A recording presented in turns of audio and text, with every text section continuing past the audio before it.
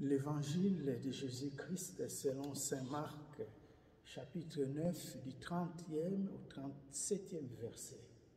En ces temps-là, Jésus traversait la Galilée avec ses disciples et il ne voulait pas qu'on le sache, car il enseignait ses disciples en leur disant « Le Fils de l'homme est livré aux mains des hommes. Ils le tueront et 3 jours après sa mort, il ressuscitera. » Mais les disciples ne comprenaient pas ces paroles et ils avaient peur de l'interroger. Ils arrivèrent à Capharnaüm et une fois à la maison, Jésus leur demanda « De quoi discutiez-vous en chemin ?» Ils se taisaient, car en chemin, ils avaient discuté entre eux pour savoir qui était le plus grand.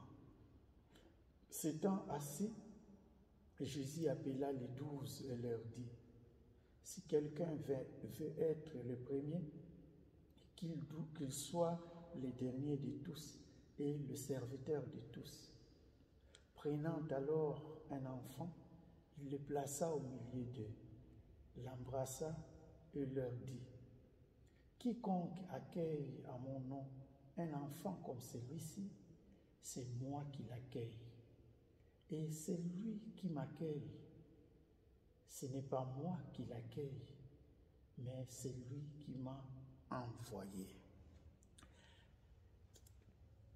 Chers frères et sœurs, nous comprenons que Jésus traverse la Galilée. L'évangile de la fois passée, il était plus au nord, et maintenant on voit qu'il descend plus au sud en traversant la Galilée. Donc il prend la direction de Jérusalem, mais tout en passant par Capharnaüm, sa ville. Jésus ne rassemble plus de foule depuis que les gens l'ont quitté lors de la multiplication des pains, car il avait dit « Qui mange ma chair, qui boit mon sang », les gens l'ont quitté. Il ne rassemble plus de grandes foules. Il s'adresse maintenant à sa communauté, disons, aux 12 apôtres et quelques disciples fidèles. Il annonce clairement qu'il va mourir. Le Fils de l'homme doit mourir. Il sera même tué et voilà, le 3e jour, il ressuscitera. Il annonce, il ne se cache plus. Tout est clair pour Jésus. Et chemin faisant, on dit que voilà, du nord, il doit voyager à pied partout en Galilée parce qu'on dit qu'il traverse la région de Galilée. Et une fois à la maison, il demande à ses disciples, « De quoi discutiez-vous chemin faisant ?»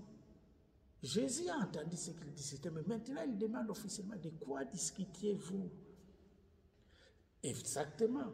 En effet, il discutait qui était le plus grand parmi eux.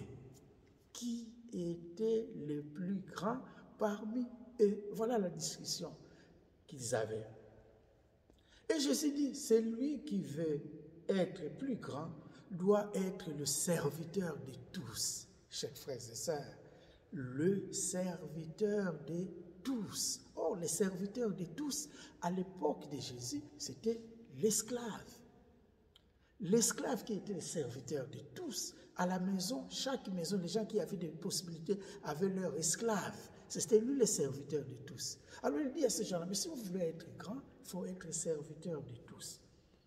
Ainsi lui-même, avant même de mourir, là maintenant si nous allons à l'évangile selon saint Jean, avant de mourir, qu'est-ce qu'il a dit? Vous m'appelez maître et seigneur, et vous dites bien, car je le suis.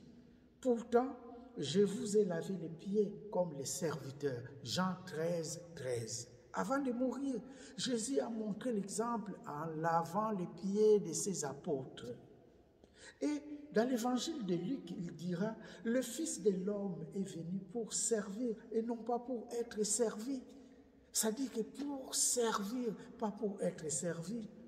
Et c'est l'évangile d'aujourd'hui, chers frères et sœurs. Celui qui veut se faire grand doit être le serviteur de tous, doit être le plus petit. Si vous voulez être grand, les tigres, chers frères et sœurs, ne se gonfle pas de sa tigritude. Il est tigre. Il ne dit pas, voici, je suis tigre, non. Mais il est tigre. Ainsi, le serviteur de Dieu, les disciples de Jésus, un bon chrétien, une bonne chrétienne ne se gonfle pas d'orgueil, ne cherche pas le pouvoir pour le pouvoir, mais il cherche à servir les autres. Au contraire, les serviteurs de tous doivent être humbles et doux.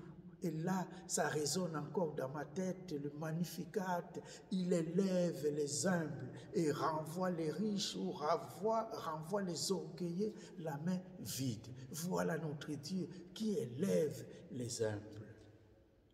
Comme nous dit Saint Jacques, exactement dans la deuxième lecture d'aujourd'hui, pas de jalousie ni rivalité, car elle mène au désordre et à toutes sortes d'actions malfaisantes.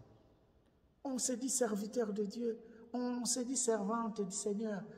Entre nous, pas de jalousie, pas de rivalité, qui est le plus grand, qui dépasse. Non, nous sommes tous des disciples de Jésus. Donc le contraire, à la place de la rivalité, des divisions, nous devons chercher plus à servir, plus à s'aimer l'amour. Et dans le livre de la sagesse, qui est la première lecture d'aujourd'hui, s'il est juste et fils de Dieu, Dieu l'assistera et l'arrachera aux mains des adversaires. Voilà. Nous, c'est plus une confiance totale au Seigneur, parce que nous sommes dans son service, chers frères et sœurs. Des divisions, des choses là qui divisent, ça ne peut pas être partie de notre vie, mais on doit être loin de ça pour être rien que des serviteurs de Dieu. Alors, chers frères et sœurs, vous vous dites chrétien, vous vous dites chrétienne, un serviteur de Dieu, homme de Dieu ou un croyant. Nous devons rester fidèles à la parole de Jésus. Être fidèle à la parole de Jésus, ce n'est pas à chercher le pouvoir, ce n'est pas à chercher, ce n'est pas à être orgueilleux, ce n'est pas à chercher à dominer les autres. Non, ça ne fait pas partie de la vie chrétienne, mais plutôt servir, être au service. Être chrétien, être disciple de Jésus, être apôtre de Jésus, chers frères et sœurs, mais c'est être esclave des autres. Esclave, pas à la manière qu'on pense l'esclavage, souffrir, non. L'esclave, c'est celui qui rendait service, c'est lui qui servait les autres. Et c'est ainsi, dans l'Évangile, Jésus appelle un petit enfant. Il nous donne l'exemple de l'innocence de l'enfant. L'enfant, on peut le manipuler. L'enfant, on peut l'amener n'importe où. C'est l'innocence de l'enfant qui fait que l'enfant s'abandonne aux adultes. Et nous, cette innocence-là, chers frères et sœurs, c'est ce que Jésus nous dit. Nous devons être des innocents comme des enfants qui font confiance en Dieu, mais qui sont au service des autres. Voilà, c'est ça être grand. Pas commencer à déclarer « moi ça, moi ça, moi ça ». Non. Dans l'Église du Seigneur, nous sommes tous serviteurs et nous devons nous humilier, car c'est lui qui élève. Que Dieu nous apprend l'humilité et qu'il puisse nous rendre ses vrais serviteurs.